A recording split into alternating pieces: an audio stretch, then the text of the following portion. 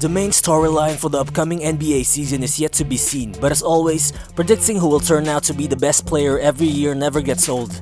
And with that, the majority of early betting odds for the 2021 NBA Most Valuable Player Award suggests that we are going to see a first-time winner crowned, and that is in the form of Slovenian prodigy Luka Doncic of the Mavs. The guy is projected to win it ahead of guys like Giannis, Steph Curry, LeBron, and AD. While it's not hard to see why people are predicting Luka to win the MVP in just his third season, the guy has been playing at an elite level this early in his career, winning Rookie of the Year, starting in his first All-Star game, becoming an All-NBA first-team member, all while leading Dallas to a 7th seed finish last season, and all while putting up crazy numbers as a 21-year-old. But realistically, do the odds makers have a legit claim with all these predictions about Luka bagging the MVP this soon? Is he really primed to make history once again by becoming the youngest MVP in NBA history? So what's good guys, it's Rearables here, and in this video, we'll try to dig deeper and look at the realistic potential of a third-year MVP season by Luka Doncic. Let's get to it.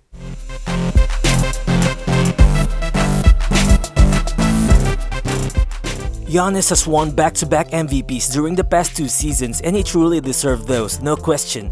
And as of the moment, he's projected to have the second best odds to win it again, just behind Doncic. But can the Greek freak really make it 3 in a row?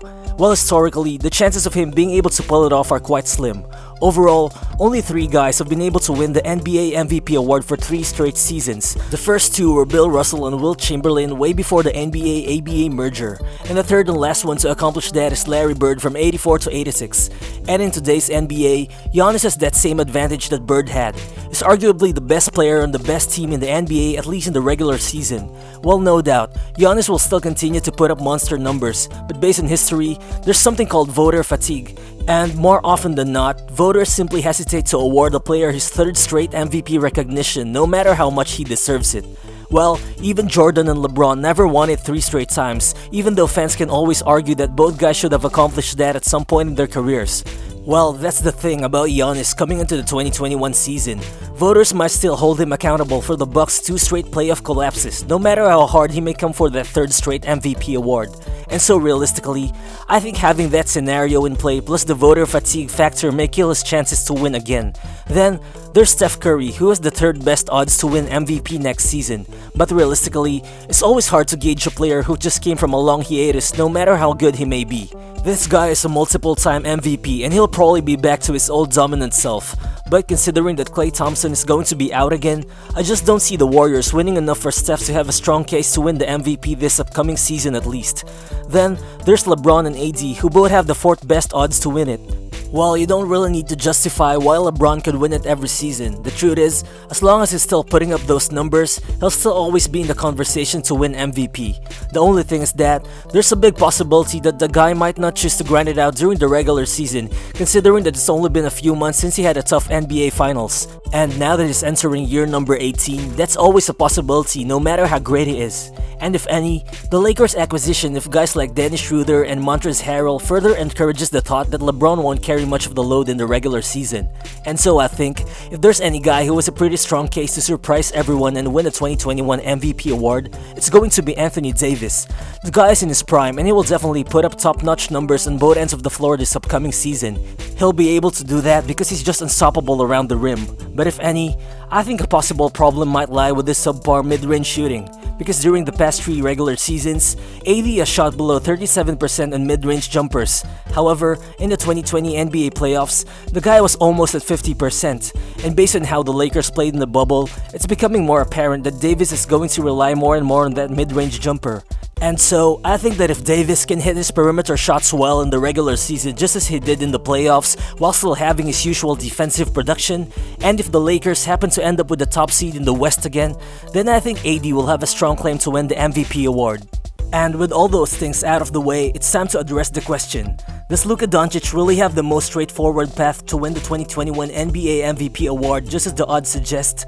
Well, in the past decade, advanced metrics have played a huge part in determining the MVP winner. And if you look at it last season, Doncic had a 53% effective field goal percentage while having a usage rate of just under 37%. This means that the guy is basically a high efficiency, high usage player who is able to lead his team to wins. And just by that, you can already make a case for him to win MVP. But the thing is, that alone won't help Luka's case to win the award. If any, I think the most important factor that could help him grab the MVP is the Dallas Mavericks' improvement as a team this upcoming season. And there is actually historic precedence in all of this. While over the past 10 years, guys like Derrick Rose, Steph Curry, James Harden, and Giannis became first-time MVPs after their teams had won at least 10 more games than the season before. And if you apply that to the Mavs situation, well, they were the 7th seed in the West last season. But based on advanced metrics, they should have been a much higher seed. Based on their net rating, which stands at 4.9, they should have been the 3rd seed in the West. But the main problem for the Mavs was that they were underwhelming in the clutch. In fact, they lost a total of 24 games during close endgame situations, which would fall into the clutch category by NBA definition. And the team's clutch rating is actually the 4th worst in the entire league. But in reality, clutch numbers are quite random and don't necessarily indicate how good a team actually is. And so, this just means that winning at least 10 more games next season is very likely to happen for them. In fact, they could have had 10 more wins last season if some of their shots just fell here and there a couple more times. And assuming that Luka Doncic isn't a bad clutch performer, which is quite obvious after seeing how he performed in the bubble, then Dallas should be a lock for at least a top 4 seed this upcoming season. This will just strengthen Luka's case to win MVP. And further, I think the absence of Kristaps Porzingis for probably the first month of the season can even help his case. While if the Mavs can win a handful of games while KP is out, a lot of the team's win shares will most likely be credited to Luka. And upon KP coming back, all that Doncic needs to do is to maintain his pace. And with another star coming back to take the load off him, Dallas should easily win a ton more games. Well, we saw this happen before. Kevin Durant won the MVP in 2014 after Westbrook missed 36 games during the season. And Steve Nash also won the award in 06 with Amare out for most of the year. But if there's somewhere the Mavs can really improve organically to further strengthen Luka's case to win MVP, it's definitely on the defensive end. Dallas had the highest rated offense in NBA history last season, but their defense only ranked 18th in the entire league. But considering that they have made significant moves to address that this offseason, chances are they'll improve their team's ceiling on that end. Adding guys like Josh Richardson, James Johnson, Willie Cauley-Stein, and Josh Green will help push the Mavs to become a top 10 defense in the NBA. Their scoring might slip a little bit, but I think they should still be a top 3 offensive team. And more often than not, a top 3 offense and a top 10 defense should make a team at least a number 2 seed even in a stacked Western Conference. And historically, top seeded teams produce MVP candidates. While during the last 20 years, the MVP award has been won by a player from either the 1st or 2nd seed in a conference. The only exception to this was Russell Westbrook in 2017 when he led the Thunder to a 6th seed finish in the West. And if you look at Luka's situation, can he actually be the second coming of Westbrook on an MVP winning standpoint at least? Can he win it even if the Mavs don't end up as a top 2 team in the West? Well, what's for sure is that Doncic can't rely on having the same narrative as Westbrook. Basically, the guy had to carry OKC and take tons of shots while averaging a triple-double to get them a mere 47 wins for the season, while having a young Victor Oladipo as the second best player on his team. Well, Luka won't have to work like Westbrook. Doncic is a more potent offensive team and a legit second star that can take the load off him in Porzingis.